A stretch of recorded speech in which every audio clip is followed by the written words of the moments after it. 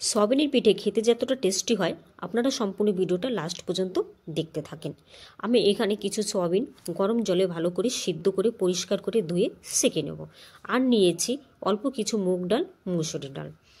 আমি এগুলো ভালো করে পরিষ্কার করে একই রকমভাবে ধুয়ে নিয়ে মিক্সিতে দিয়ে একটা পেস্ট করব। মুসুরি ডাল মুগ ডালটা পেস্ট হয়ে গেলে আমি একই মিক্সিটির মধ্যে সয়াবিনগুলো দিয়ে ভালো করে একটা পেস্ট করে নেব। তারপরে কিছু চিনি আমি একটা চিনি পাউডার করব। 4টে কলা নিয়েছি, কলা 4টেকেও ঠিক একই রকমভাবে একটা পেস্ট করব। আমার সব পেস্টগুলো রেডি হয়ে গেছে। আমি এখন এক এক করে সয়াবিনের পেস্টের মধ্যে ডাল পেস্ট, কলা, চিনি পাউডার আর কর্নফ্লাওয়ার দিয়ে ভালো করে একটা ব্যাটার তৈরি করে নেব। স্বাদ আনার জন্য আমি এখানে অল্প লবণ দেব।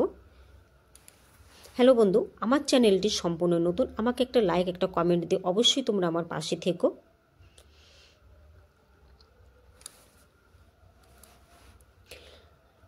কড়াই গরম হয়ে গেছে, কড়াইতে তেল গরম হয়ে গেলে আমি এক এক করে পেস্ট করে রাখাগুলো দিয়ে বড়া পিঠে মতন বানিয়ে নেব। খুব সুন্দর লাল লাল করে ভেজেছি। দেখতেও যতটা সুন্দর হয়েছে খেতেও ঠিক ততটাই ভালো লাগে। আপনারা এবার বাড়িতে বানিয়ে খেয়ে দেখবেন, সত্যিই খুব ভালো লাগবে। আমি এখানে 250 দুধ নিয়েছি।